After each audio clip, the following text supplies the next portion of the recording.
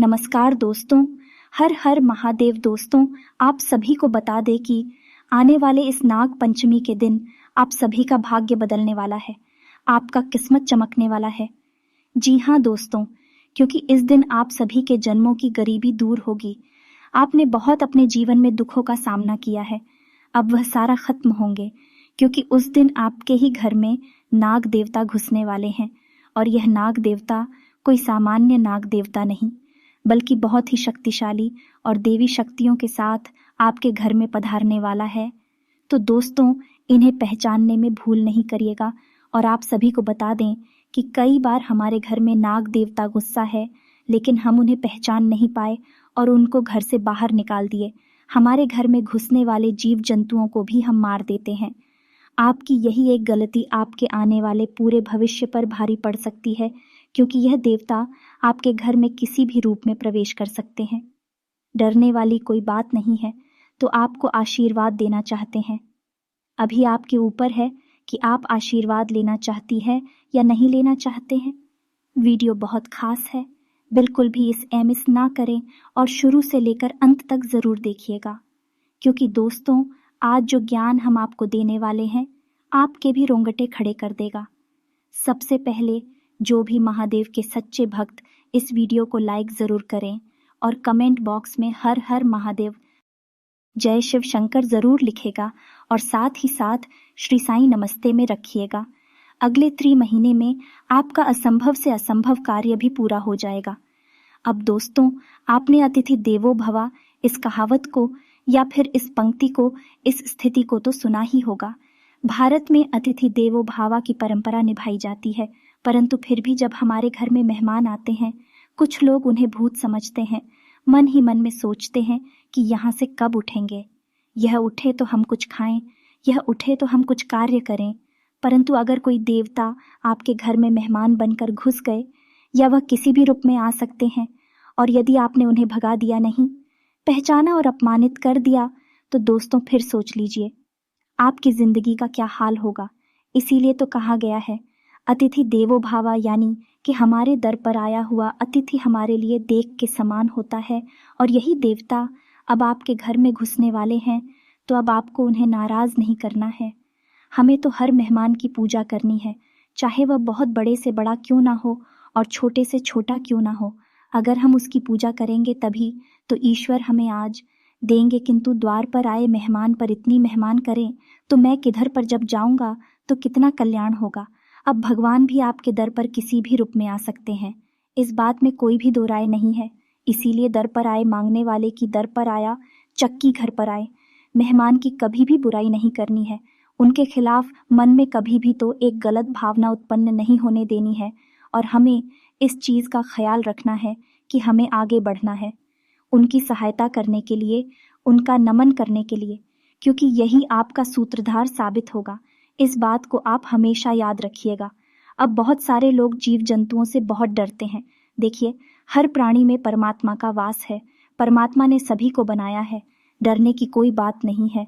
हमें सभी जीव जंतुओं की रक्षा करनी है, परंतु बहुत सारे लोग कीड़े मकोड़ों को देखते ही उन्हें मार गिराते हैं।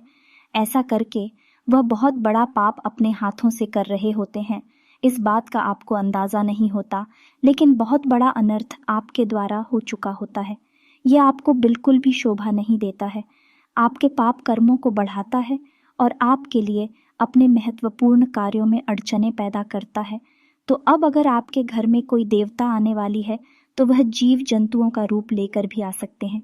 मान लीजिए किसी जंतु का या फिर जीव का रूप लेकर आपके घर में आ रही है और आपने उन्हें बहुत मार करके भगा दिया।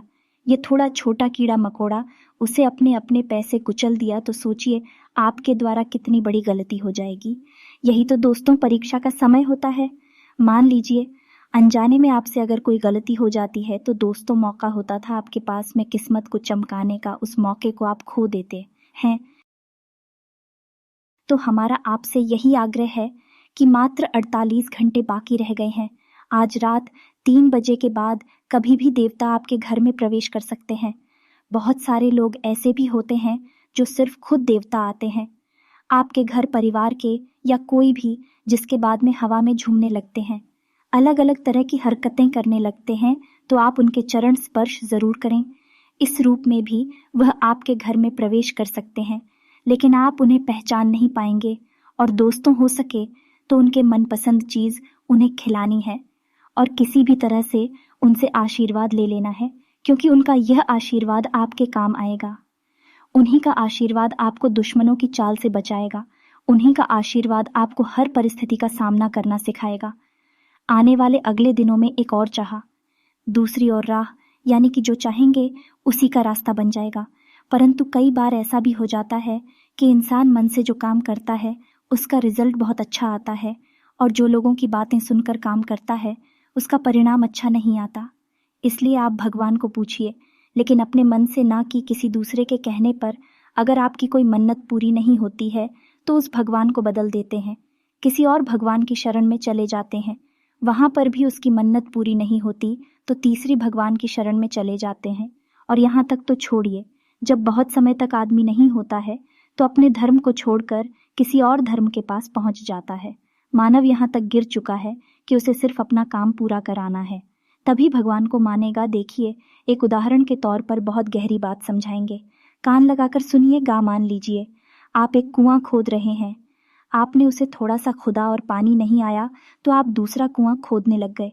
उससे भी आपने थोड़ा खुदा और पानी नहीं आया, फिर आप तीसरा कुआं खोदने लग गए। इसी तरह से आप कुआं खोदते गए, होते गए, और किसी में भी पानी नहीं आया। पानी न आने का कारण क्या था? आपने सबको को थोड़ा थोड़ा खुदा। अगर आप एक ही कुएं को लंबा खो देते, गहरा खो देते, तो 100% गारंटी थी कि उसमें से पानी आ जाता। उसी प्रकार से अलग अलग भगवानों को पूछने की गलती मत करिए। चाहे आपका काम बन रहा है या नहीं, किसी एक भगवान की भक्ति में ही संलग्न आ रही है। अगर आपके साथ महादेव की बन रही है तो महादेव से बना लीजिए। राम जी के साथ आपका इलेक्शन बैठ रहा है तो आप राम जी को अपना लीजिए। आप कृष्ण जी को मान लीजिए, आप माता रानी को मान लीजिए, लेकिन भक्ति में बदलाव मत करिए। किसी एक ही भक्ति को अपनाइए। आप सब एक है, कोई अलग नहीं है।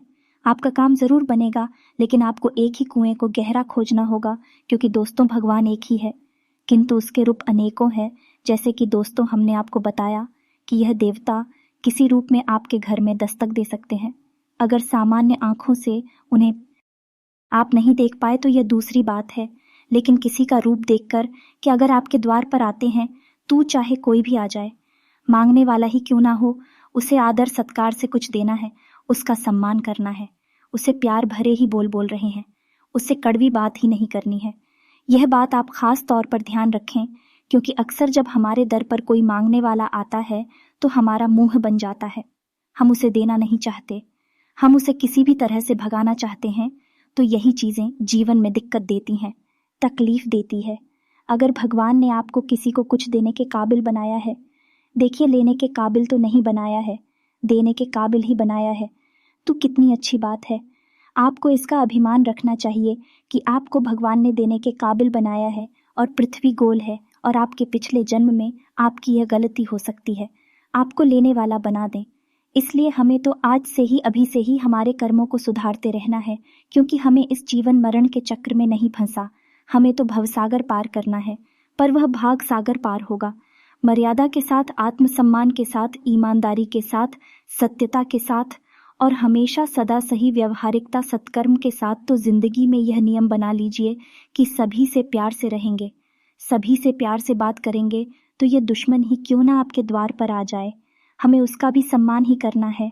तो दोस्तों, आशा करते हैं कि वीडियो में दी गई जानकारी आपको बहुत पसंद आई होगी। वीडियो अच्छी लगी हो तो अपने दोस्त के साथ, मित्रों के साथ और परिवारजनों के साथ इसे साझा करिएगा। साथ ही कमेंट बॉक्स में सच्ची श्रद्धा से जय शिव शंकर ओम नमः शिवाय लिखकर अपनी मनोकामना भी लिख दीजिएगा, ताकि भगवान आपकी सीधे सुनवाई कर सकें।